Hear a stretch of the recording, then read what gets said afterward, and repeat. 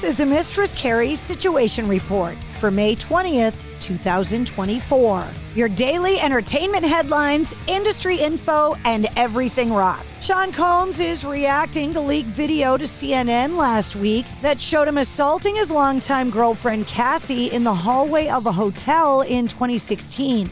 Cassie filed a lawsuit against Diddy last year, which was settled out of court within 24 hours. Combs, who had long denied any abuse, said, quote, "I was disgusted when I did it, and I'm disgusted now." A lawyer for Cassie said in a statement following his apology video, quote, that he was only compelled to apologize once his repeated denials were proven false, shows his pathetic desperation, and no one will be swayed by his disingenuous words. Anthrax lead singer Joey Belladonna, no stranger to tribute bands, has now announced his latest venture in tribute to Ronnie James Dio. Joey and his wife Krista have booked several shows, which find them running through select tracks from the works of Dio throughout the years, including his stints in Black Sabbath and Rainbow. All of the dates are scheduled in August in Florida. Famed engineer and producer Steve Albini's bands Shellac and Big Black have now had their catalogs made available on Spotify. Albini, who passed away at the age of 61 earlier this month due to a heart attack, was well known for being a producer of major albums like Nirvana's In Utero, the Pixies' Surfer Rosa, and PJ Harvey's Rid of Me. Stain's original drummer John Wysocki, who played on 7 of the band's 8 studio albums before leaving during the recording sessions in 2011, has passed away at the age of 53. The news was confirmed in a social media post from his current band, Nashville rockers Lydia's Castle, who wrote, quote, "John Wysocki passed away surrounded by his family and friends that loved him dearly. An official statement will be developed shortly." Stain frontman Aaron Lewis paid tribute, saying, quote, "I'm so sad I lost my friend. A friend that I loved like a brother, fought with like a brother, cared for like a brother, worried about like a brother, cried over like a brother, because he was my brother in arms. My journey would have been very different without him. The battles we fought together, the battles we fought against each other, the battles we fought side by side alone with our own demons, the battles we won and the battles we lost. He was my friend. He was our brother. My heart is broken. My world has changed. I'll see you on the other side, my friend. My brother, Godspeed.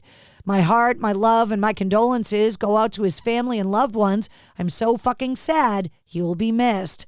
Stained also released a separate statement saying, quote, "We first met John through mutual friends in 1994. We came together with Mike, Aaron, and Johnny April in 95 and founded Stained.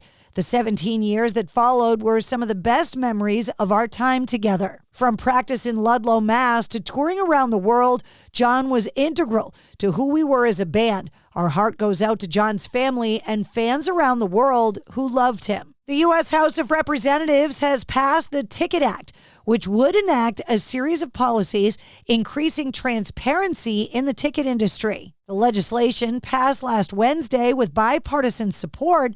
The bill must now be voted on by the U.S. Senate and signed by President Biden before going into law. The proposed legislation would require all ticket retailers, both primary and secondary sellers, to show an all-in price of a ticket, including an itemized list of fees prior to checkout.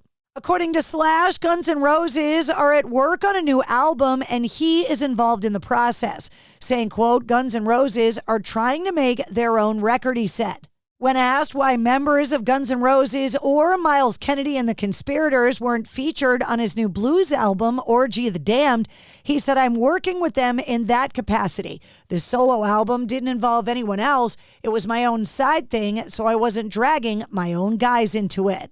Mudvayne guitarist Dio Tribute was forced to miss the band's show on May 18th at the Premier Theater at Foxwoods Resort Casino in Connecticut due to a family emergency. Playing all the guitar parts at the show was Mudvayne's second guitarist, Marcus Rafferty, who has joined the band on the road to fill out the sound.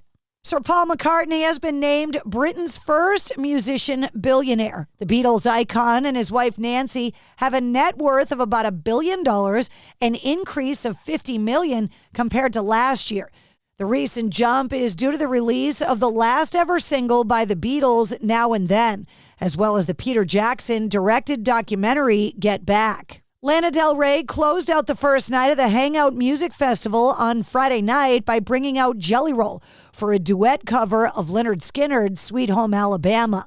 Halestorm have released a new live album titled Live at Wembley.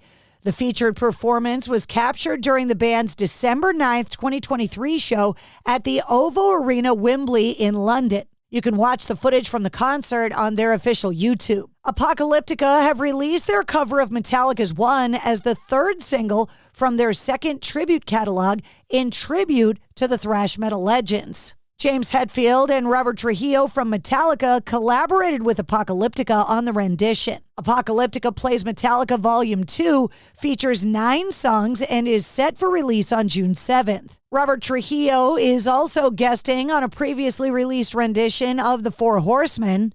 And Mr. Bungle and former Slayer drummer Dave Lombardo is also appearing on the album on the song Blackened.